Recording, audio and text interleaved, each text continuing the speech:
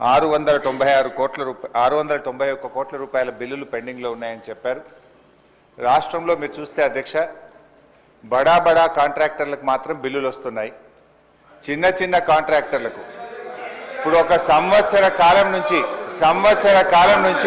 691 కోట్ల రూపాయలు ఇవ్వకుండా సర్పంచులను ఎంపీటీసీలను ఈ కాంగ్రెస్ ప్రభుత్వం గోసపుచ్చుకుంటా ఉంది అధ్యక్ష.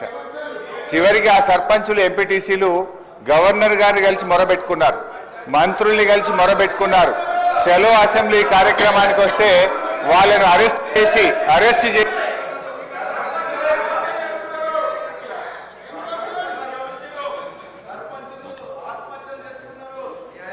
స్పీకర్ సార్ సభను కొంచెం ఆర్డర్లో పెట్టండి. స్పీకర్ సార్ 2 రోజులు మొన్ననే ట్రైనింగ్ ఇచ్చింది, ఇదేనా సార్ ట్రైనింగ్? సార్ అధ్యక్ష, బీఆర్ఎస్ పాలనలో తెలంగాణ పల్లెలు అద్భుతంగా కేసీఆర్ గారి నాయకత్వంలో తీర్చిదిద్దబడ్డాయి. పల్లె ప్రగతి, పట్టణ ప్రగతి అనే కార్యక్రమం పెట్టి ప్రతి నెల పల్లె ప్రగతి కింద గ్రామాలకు 275 కోట్లు ఇచ్చాం, పట్టణ ప్రగతి కింద 150 కోట్ల రూపాయలు ఇచ్చాం. కానీ కాంగ్రెస్ ప్రభుత్వం వచ్చిన తర్వాత ఈ ఏడాది కాలంలో పల్లె ప్రగతి, పట్టణ ప్రగతి కింద 1 రూపాయి కూడా గ్రామ పంచాయతీలకు ఇవ్వకుండా పోవడం వల్ల ఈ రోజు ఈ సమస్య వచ్చింది అధ్యక్ష. ఇది నేను చెప్తున్నది కాదు, కేంద్ర ప్రభుత్వం చెప్పింది.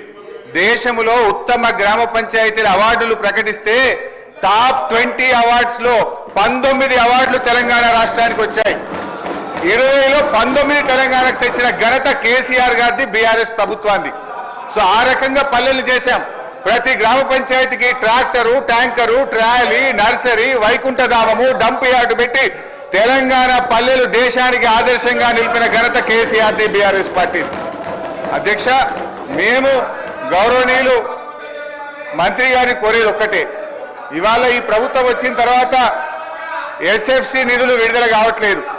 ఈజీఎస్ నిధులు కేంద్ర ప్రభుత్వం ఇచ్చినా డైవర్ట్ చేసినారు. 15th ఫైనాన్స్ కమిషన్ డబ్బులు కేంద్ర ప్రభుత్వం ఇస్తే డైవర్ట్ చేసినారు. జీపీ జనరల్ ఫండ్ కూడా వాళ్ళ డబ్బులు వాళ్ళు ఖర్చు పెట్టుకోవడానికి కూడా ఫైనాన్స్ నుంచి క్లియరెన్స్ ఇయ్యక, చెక్కులు పాసుగాక ఇవాళ సర్పంచులు ఆత్మహత్య చేసుకునేటువంటి పరిస్థితి వచ్చింది. అప్పులు చేసి బంగారం కుదబెట్టి పనిచేస్తే ఈ బిల్లులు ఇయ్యారు అధ్యక్ష. ఒక్క నవంబర్ నెలలో బడా కాంట్రాక్టర్లకు 1200 కోట్లకు పైగా బిల్లులు ఇచ్చారు. ఒక్క నెలలో 1200 కోట్లు బడా కాంట్రాక్టర్లకు ఇస్తారు. ఈ చిన్న కాంట్రాక్టర్లు 5 లక్షలు 10 లక్షలు చేసిన సర్పంచులు, ఎంపీటీసీలు, జెడ్పీటీసీల మీద ఎందుకు పగబట్టి కక్షతో వాళ్ళని ఇబ్బంది పెడుతున్నారని చెప్పి నేను ఈ రోజు ప్రభుత్వాన్ని అడుగుతున్నా అధ్యక్ష. ఈ రోజు పరిస్థితి ఏమైంది?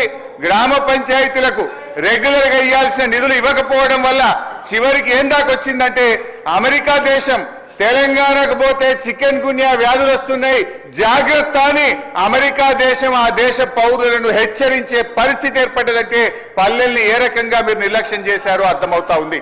ఇప్పటికైనా ఇప్పుడు అమెరికా తెలంగాణ పోతే చికెన్ గున్యా వస్తుందని ఆ దేశ పౌరులను హెచ్చరించిందంటే ఇది మన రాష్ట్రానికి అవమానం, ఈ దేశానికి కూడా అవమానం.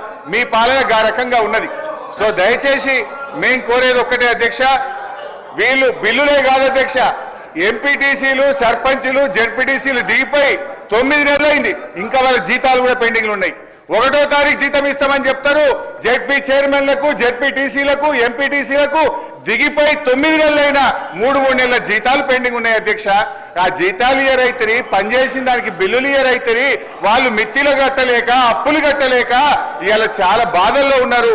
నేను సూటిగా మంత్రి గారిని అడిగేది ఒక్కటే, దయచేసి త్వరలో ఇస్తాము, తొందరలో ఇస్తాం కాదు అధ్యక్ష, స్పష్టమైన డేట్ చెప్పి గ్రామ పంచాయతీ ఎన్నికలు మీరు పెట్టబోతున్నారు, ఆ లోపు వాళ్ళ బిల్లులన్నీ కూడా క్లియర్ చేయాలని చెప్తా ఉన్నాం. మీ దాంట్లో ఏం చెప్పింది అధ్యక్ష? ఈరోజు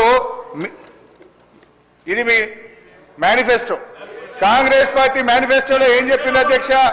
రాజీవ్ గాంధీ గారు తెచ్చిన 73, 74 రాజ్యాంగ సవరణ ప్రకారంగా మీరు గ్రామ పంచాయతీలను బలోపేతం చేస్తామన్నారు, నిధులు విడుదల చేస్తామన్నారు.